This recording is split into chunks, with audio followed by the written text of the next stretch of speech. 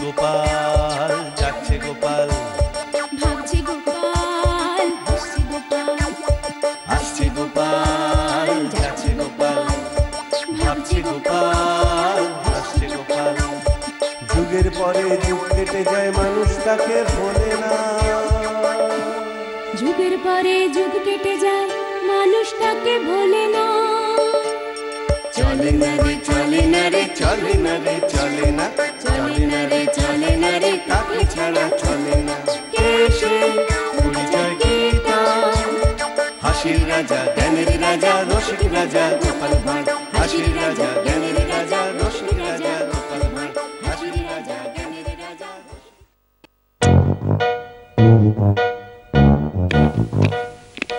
তাহলে বোঝা গেল তো পুরো ব্যাপারটা? না, আরেকবার গোড়া থেকে বলুন না মন্ত্রী মশাই। ওহ ও বাবা রে বাবা, এত বুঝিয়েও মাথায় ঢুকলো না পুরোটা? আরো একবার বলতেই বা এত আপত্তি কোথায়? আচ্ছা আচ্ছা, এই যে রাজবৈদ্য, সভাকবিকে আরো একবার বুঝিয়ে দিন তো। বুঝতে পারলে না? হ্যাঁ, তোমরা বুঝতে পারলে না? কথাটা হলো যে এবার থেকে আমরা সবাই ওই মহারাজকে উল্টো চাপ দেব, আর এইভাবেই আমাদের প্রাপ্য আমাদের নিজেদেরকেই বুঝে নিতে হবে। কিন্তু মহারাজ যদি রাজি না হন? নইলে তো আমরাই বেঁকে বসবো। কি জানি, আমার তো সবটাই কেমন কেমন লাগছে। এই সভাকবি, আর বেশি ন্যাকামো করো না তো। সত্যি শুধু ন্যাকামো আর ন্যাকামো। সেই তো, এখন যা দিনকাল পড়েছে তাতে নিজের প্রাপ্য নিজেকেই ছিনিয়ে নিতে হবে। উমা, ওসব ছিনিয়ে নেওয়া টেওয়ার মধ্যে কিন্তু আমি নেই বাবু। হ্যাঁ, ওহ ও, তোমাকে কিছুই করতে হবে না, শুধু আমাদের কথা মতো কাজ করতে হবে, ব্যাস। হ্যাঁ, তাহলেই হবে, বুঝেছো? আচ্ছা বাবা, আচ্ছা তাই হবে। তাহলে আমাদের এটাই ঠিক হলো যে প্রাপ্য না পেলেই উল্টো চাপ দাও মহারাজকে। উল্টো চাপ, উল্টো চাপ। এবার দেখি মহারাজকে কি করে বাঁচায় ওই বেটা টেকো বেঁটে গোপাল।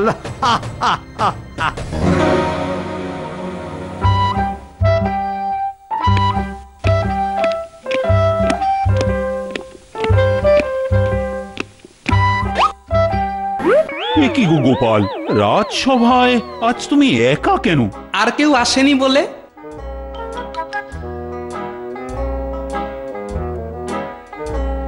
এ আবার কেমন কথা? এতটা বেলা হয়ে গেল, কিন্তু কৃষ্ণনগরের রাজসভার কাজ এখনো শুরুই করা গেল না। কিন্তু শুরুটাই বা কেমন করে করবেন মহারাজ, কেউ না এলে?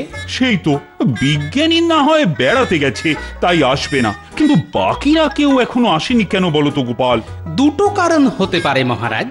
তো কারণ দুটো বলো শুনি। হয় রোগ, না হলে ক্ষোভ। মানে কি বলছো বলো তো গোপাল? রোগ বা ক্ষোভের সঙ্গে রাজসভায় না আসার কি সম্পর্ক?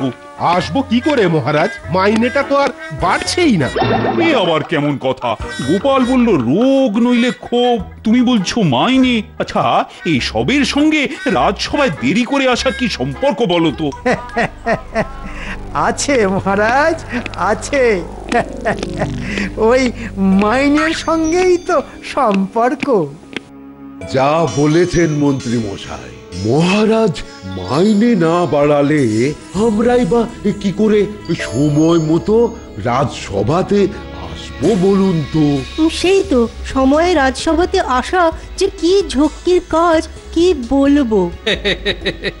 যা ভেবেছি এ তবে রোগ নয়, এ হলো সকলের ক্ষোভ।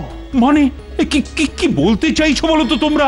বলতে চাইছি যে আমাদের মাইনে বাড়াতে হবে। হ্যাঁ হ্যাঁ, এত অল্প মাইনেতে সংসার চালাতে আমরা আর পারছি না। কি বলছো তোমরা? সেটা ভেবে চিনতে বলছো তো? হ্যাঁ হ্যাঁ মহারাজ, খুব চিন্তা করে ভেবেই বলছি।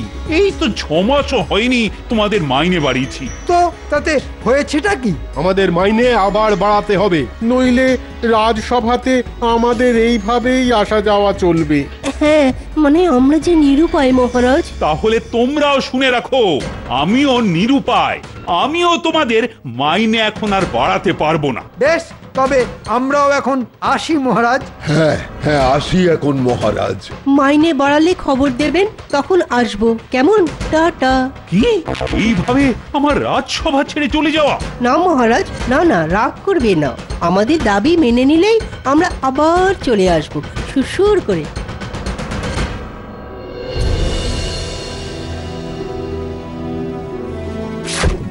তলোয়ারটাও রেখে গেলাম, এখন তো এটার কোনো কাজ নেই আমার।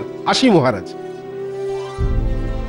এই গোপাল, সবাই যে সত্যি সত্যি চলে গেল। যেতে দিন না মহারাজ। কি বলছো তুমি? আরে সবাই চলে গেলে আমার এই সাধের রাজসভা আমি চালাবো কি করে? ক্ষোভ কমলে সবাই আবার ফিরে আসবে, কিচ্ছু চিন্তার নেই মহারাজ। আর আপনি তো স্পষ্ট করে বলেই দিয়েছেন যে মাইনে আপনি বাড়াতে পারবেন না। হ্যাঁ, সে পারবো না তো বলেছি, কিন্তু ওরা আবার ফিরে আসবে এই কথা কি করে বলছো বলো তো গোপাল? হ্যাঁ মহারাজ, হ্যাঁ বলছি ফিরে আসবে। দেখবেন কালকেই সবাই আবার সুরসুর করে রাজসভাতে চলে এসেছে। বেশ, তবে কালকের প্রতীক্ষাতেই থাকি।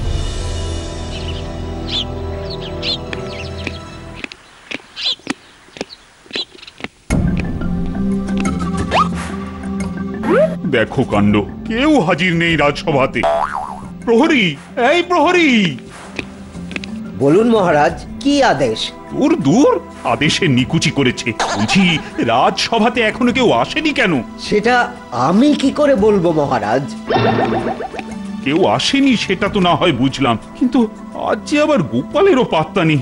ওহ, এখন যে কি করি? গোপালও কি আবার ওদের দেখা দেখি মাইনে বাড়ানোর রাস্তাতে নামলো নাকি? বাবারে বাবা, কি জানি।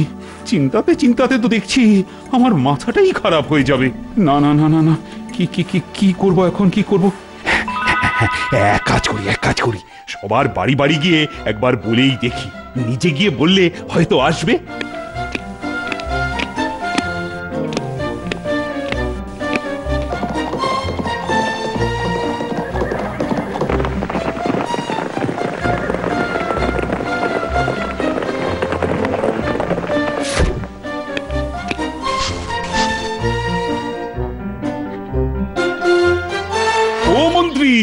মন্ত্রী গো, ও মন্ত্রী! এ কি মহারাজ, আপনি নিজে চলে এসেছেন আমার বাড়িতে? কি করব বলো, তোমরা তো কেউ আসবে না, তাই আমি নিজেই এলাম তোমাদের ধরে নিয়ে যেতে। না মহারাজ, এরকম করে আমাদের অনুরোধ করবেন না। কেননা মাইনে না বাড়ালে আমরা আর কেউ রাজসভাতে যাব না। ওহ মন্ত্রী, এত কড়া হয়ে থাকতে নেই। না হয়েও যে আমাদের আর কোনো উপায় নেই মহারাজ। ও, তাহলে তুমি যাবেই না রাজসভাতে? যাব না তো বলিনি, শুধু বলেছি মাইনে বাড়াতে হবে। বেশ, তবে যাই রাজবৈদ্যের কাছে।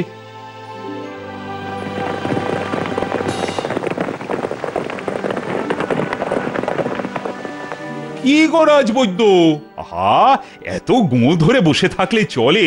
অত কথা জানি না মহারাজ, তবে এই মাইনে না বাড়ালে আমরা আর কেউ এই রাজসভাতে যাব না।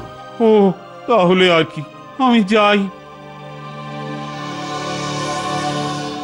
না মহারাজ, আমি রাজসভাতে যেতে পারবো না। তুমিও এভাবে আমার থেকে মুখ ফিরিয়ে নিচ্ছ সভাকবি? আহা, মুখ ফেরাবো কেন মহারাজ? আপনি মাইনেটা বাড়িয়ে দিলেই আবার যাব। বেশ, দেখি তাহলে কি করা যায়। কিন্তু মন্ত্রী মশাই আমাদের নেতা, উনি যখন বলেছেন যে মাইনে বাড়াতে হবে, তখন সেটা বাড়াতেই হবে। আর না বাড়ালে? আর না বাড়ালে এই অচল অবস্থায় চলবে। তাতে কৃষ্ণনগর গোল্লায় গেলেও আমার হাত পা যে বাঁধা মহারাজ। এখন যে কি করা যায় কিছুই তো মাথায় আসছে না। এদিকে মাইনে বাড়ালে তো কোষাগারে টান পড়বে, আবার ওদিকে গোপালের কাছ থেকে যে কোনো বুদ্ধি নেব তো তারও পাত্তা নেই। কি মহারাজ না? হ্যাঁ ঠিক দেখছি তো। হ্যাঁ হ্যাঁ হ্যাঁ হ্যাঁ, ঠিকই তো দেখছি, মহারাজই তো। কিন্তু উনি এখন রাস্তায় কেন? না, পা চালিয়ে গিয়ে দেখতে হচ্ছে। কি গোপাল, তুমি এখন রাজসভার দিকে যাচ্ছ? হ্যাঁ মানে না, আসলে আজ একটু দেরি হয়ে গেল মহারাজ। আর দেরি? রাজসভা এখন যে খাঁ খাঁ করছে গোপাল। কেন কেন, ওরা আজকেও কেউ আসেনি? না। তা আপনি কোথায় গেছিলেন মহারাজ? রাজসভা যেহেতু আমার, তাই সেটা চালানোর দায়ও আমার। তাই সবার কাছে গেছিলাম বোঝাতে যে সভাতে দয়া করে আসতে। না মহারাজ, এটা কিন্তু আপনার মোটেই উচিত হয়নি। কি উচিত হয়নি? এই মহারাজ হয়ে সকলের বাড়ি বাড়ি গিয়ে রাজসভাতে আসার জন্য বলে আসা। তুমি আমার অবস্থাটা বুঝতে পারছো না গোপাল। সব বুঝতে পারছি, তবুও এই কাজ কৃষ্ণনগরের রাজা হিসেবে আপনার মোটেই উচিত হয়নি মহারাজ। আচ্ছা আচ্ছা, তুমি বলো তো, এই অবস্থায় আমি ওদের বাড়ি বাড়ি না গিয়ে কি করতাম? তা ওরা কি আসবে বলেছে? না, মাইনে বাড়ানোর গো নিয়ে সবাই বসে আছে। বেশ বেশ বেশ, চলুন মহারাজ, চলুন চলুন রাজসভাতে চলুন। আচ্ছা দেখে একটা ওষুধ বের করতে হবে। ওষুধ? হ্যাঁ হ্যাঁ, ওষুধ, যে রোগের যা ওষুধ।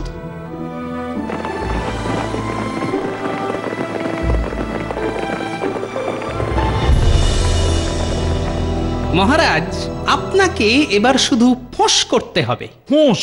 আরে সেসব তো সাপেরা করে। হ্যাঁ, সাপ ফোঁস করে, কিন্তু কেন ফোঁস করে বলুন তো মহারাজ? ভয় দেখাতে। আপনিও সেরকম ভয় দেখাতেই ফোঁস করবেন।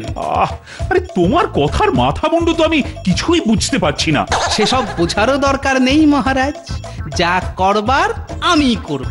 সে না হয় বুঝলাম, কিন্তু আমাকে বলবে কি যে কি করবে তুমি? শুনুন তাহলে।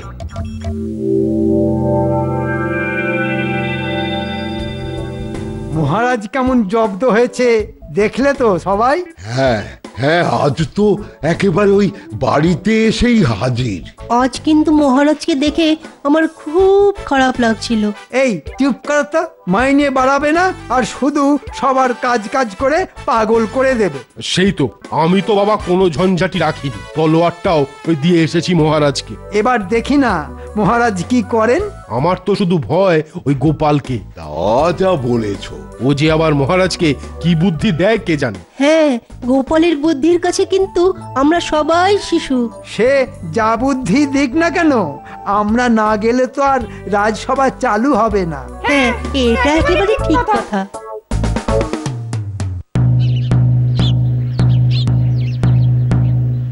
শুনুন শুনুন শুনুন, কৃষ্ণনগরের সকল প্রজা মন দিয়ে শুনুন। কৃষ্ণনগরে রাজসভায় বিভিন্ন পদের জন্য লোক নেওয়া হচ্ছে। এই শোন শোন, রাজসভাতে লোক নেবে? চুপ করো তো, ওখানে লোক নেবে হয়তো ওই ঝাড়টার দেওয়ার জন্য। হ্যাঁ, এত কথা বলছো কেন বলো তো? শুনতে হলে শোনো, না হলে যাও। আরে শোনোই না ভালো করে কি বলছে। শুনছেন তো মন্ত্রী মশাই? হ্যাঁ শুনছি।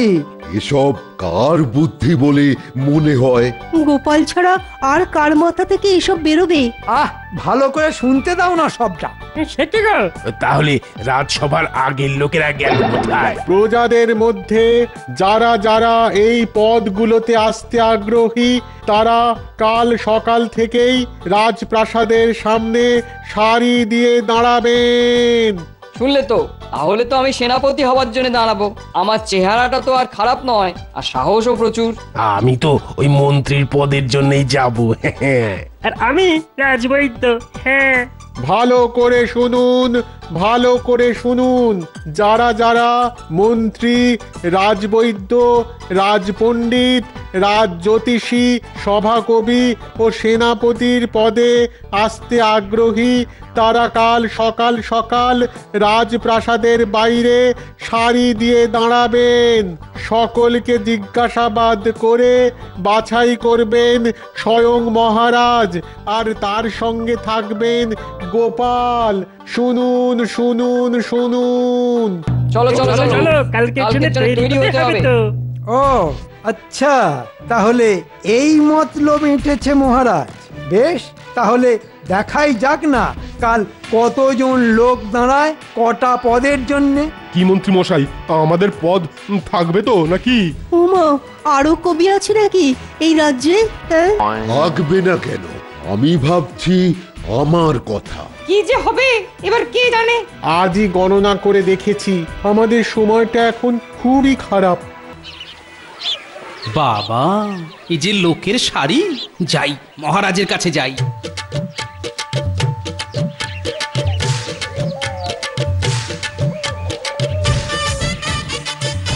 কি মহারাজ, প্রাসাদের বাইরে এত লোক দেখে কেমন লাগছে এখন? প্রাসাদের ছাদে উঠে দেখেছি কত লোক সার দিয়ে দাঁড়িয়েছে রাজসভার বিভিন্ন পদের জন্য। তাহলে দেখেছেন তো মহারাজ, কথায় আছে না, ভাত ছড়ালে কাকের অভাব হয় না। সে তো বুঝলাম, কিন্তু যারা ছিল তাদেরকে এইভাবে তাড়িয়ে দেওয়াটাও তো ঠিক নয়। আমি তো তাড়াতে বলিনি মহারাজ, শুধু বলেছি ফোঁস করতে। তোমার এই ফোঁস করার মানে তো এখনো ঠিক বুঝে উঠতে পারলাম না মহারাজ। ওরা শুধু আপনাকে আজ এটা দিতে হবে, কাল ওটা দিতে হবে করে ভয় দেখাবে, আর তার বদলে আপনি যদি ওদের ভয় না দেখান, মানে একটু ভয় দেখানোর ভান না করেন, তাহলে তো দিনে দিনে ওরা আপনার মাথায় চড়ে বসবে মহারাজ। ও হো, বুঝেছি বুঝেছি গোপাল, এবার বুঝেছি ফোঁস করার মানে। তাহলে তো রাজসভার পদের জন্য বাইরে দাঁড়িয়ে থাকা লোকেদের ডাকা শুরু করতে হয়। বটেই তো, বটেই তো। ওরা তো অধৈর্য হয়ে পড়ছে মহারাজ। না, আর সময় নষ্ট না করে কাজে বসা যাক।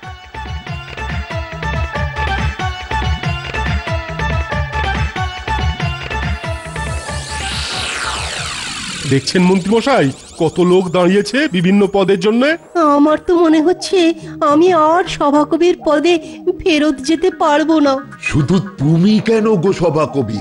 এত লোকের মধ্যে থেকে কি একজনও ভালো রাজবৈদ্য মহারাজ খুঁজে পাবেন না? চুপ করো তো, দেখছো চিন্তায় আমারই মাথার ঠিক নেই, আর সেই তখন থেকে বকবক বকবক করেই যাচ্ছে।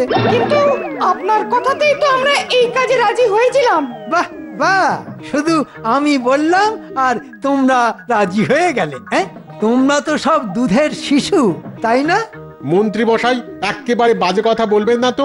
এই কাজে তো আপনিই আমাদের নামতে বলেছিলেন। সেনাপতিও কিন্তু কিছু কম যান না। হ্যাঁ, ও বাবা, আমি তো ওই মন্ত্রী মশাই হ্যাঁ বললে হ্যাঁ আর না বললে না, এ তো সবাই জানে। ধুর বাবা, এখন চুপ করে দেখো না কজনকে মহারাজ রাজসভায় নেন। সেটা এখান থেকে দাঁড়িয়ে দেখে কি করে বোঝা যাবে? ও মা, মন্ত্রী মশাইয়ের মাথাতেও কি ওই ঘুণ ধরেছে নাকি? না না, এখন তো মনে হচ্ছে যে এই কাজে আমাদের রাজি না হলেই ভালো হতো। যা বলেছো। আমি আবার বেশি কায়দা করে তলোয়ারটাই মহারাজের কাছে রেখে এলাম। ইস, না হলে আমি ওই শাড়িতে ওই ছদ্মবেশে দাঁড়িয়ে পড়তাম। চুপ করো তো তোমরা, দয়া করে আমাকে একটু ভাবতে দাও। হ্যাঁ হ্যাঁ, ভেবেই যান, আর ততদিনে আমাদের এই চাকরিটা চলে যা। না বাবা, আমি আজ সন্ধেবেলাতেই মহারাজের সঙ্গে দেখা করে ক্ষমা টমা চেয়ে নেব। ও মা, রাজসভার চাকরির থেকে আরাম আর কিছুতে আছি নাকি? লোকগুলোর ভিড় একটু কমে গেলেই আমি মহারাজের সঙ্গে দেখা করে বলে দেবো যে সব ওই বেটা মন্ত্রীর বুদ্ধি। হ্যাঁ। আচ্ছা, ওরা কি সব আমাকেই দোষ দিচ্ছে মনে মনে? তা দিক, কিন্তু আমার কি অবস্থা হবে তাই তো ভেবে যাচ্ছি তখন থেকে। যাই হোক না কেন, আজ রাতেই মহারাজের সঙ্গে দেখা করে ব্যাপারটা মিটিয়ে ফেলতে হবে। প্রহরী, এবার পরের জনকে পাঠাও। তাড়াতাড়ি তাড়াতাড়ি, আমার খুব খিদে পেয়ে গেছে। এই যে, আচ্ছা আপনি কোন পদের জন্য এসেছেন? আগে ওই মন্ত্রী পদের জন্য। বাহ, তা আমাদের মন্ত্রীকে কেমন দেখতে বলো তো? লম্বা, রোগা, ওই ঠিক আমারই মতো। তা একজন মন্ত্রীর কি কি গুণ থাকতে হয় বলো তো? কোনো গুণ না থাকলেই তো চলে। আমাদের আগের মন্ত্রীরই বা কি গুণ ছিল? হ্যাঁ। ও তাই নাকি? তার কোনো গুণই ছিল না? আমার তো তাই মনে হয়, কেননা উনি তো সব কাজগুলোকেই ওই গুলিয়েই দিতেন। ঠিক আছে ঠিক আছে, বুঝলাম। আপনাকে নেওয়া হলে খবর দেওয়া হবে। গোপাল, আর পারা যাচ্ছে না বুঝলে, মাথাটা একেবারে ধরে গেছে। প্রহরী, বাইরে আর কজন আছে? আর নেই, সব ফাঁকা। পাঁচা গেছে। এই খেতে দাও তো, আমাদের খেতে দাও। দিচ্ছি মহারাজ। আরে এ কি সভাকবি যে, তা কি মনে করে? মহারাজ, আপনি কি ওই নতুন সভাকবি পেয়ে গেছেন? কেন, ভয় পাচ্ছ নাকি? না, বলছি যে মহারাজ আমাকে আর মানে আমার মাইনে আর বাড়াতে হবে না। সে কি গো, তুমিও তো বলেছিলে না ওই মাইনে না বাড়ালে নাকি আর রাজসভাতেই আসবে না। না মহারাজ, সেসব কথা আমি ওই ভুল করে বলে ফেলেছি। আমি কাল থেকেই আবার রাজসভাতে আসব। দয়া করে আর কাউকে সভাকবির জায়গায় নেবেন না মহারাজ। আচ্ছা আচ্ছা, এখন তো বাড়ি যাও, কালকে দেখা যাবে খুন। কি মহারাজ, ফোঁস করার ফল বুঝতে পারছেন তো? দাঁড়াও, আরে সবে তো একজন এসেছে। সেটা ঠিকই বলেছেন, কেননা পালের গোদাটা তো এখনো আসেনি। দেখাই যাক, কি বলো গোপাল? নিশ্চয়, আজ খুব খাটনি গেল, কি বলেন মহারাজ? তা যা বলেছ, শুধু এটা জিজ্ঞেস করা ওটা জিজ্ঞেস করা। তবে এটা তো বোঝা গেল যে আমাদের কৃষ্ণনগরের কত প্রজা রাজসভাতে বসার উপযুক্ত। হ্যাঁ, এটা কিন্তু একেবারে ঠিক। ওখানে কে দাঁড়িয়ে? আমি মহারাজ, মানে বলতে এলাম যে আমার আর বেশি মাইনের দরকার নেই। কি কথা গো মন্ত্রী, দুদিনের আগের কথা এত তাড়াতাড়ি গিলে দিচ্ছ যে? আবার আমাকে বিপদে ফেলার মতলব আঁটছো না তো? হ্যাঁ মহারাজ, সেটা ভালো করে জেনে নিন, নইলে তো আমাদের হাতে নেওয়ার মতো নতুন মন্ত্রী অনেকগুলো আছেন। হ্যাঁ বটেই তো, বটেই তো। না মহারাজ, না, আমি মন্ত্রী আছি আর আমি থাকবো। অন্য কাউকে আর মন্ত্রী পদে নেবেন না। আর আমি বললাম তো যে আমার বেশি মাইনের দরকার নেই, যা পাচ্ছি তাতেই মানিয়ে গুছিয়ে নেব। ঠিক আছে ঠিক আছে, কালকে সভা এসো, তারপর কথা হবে।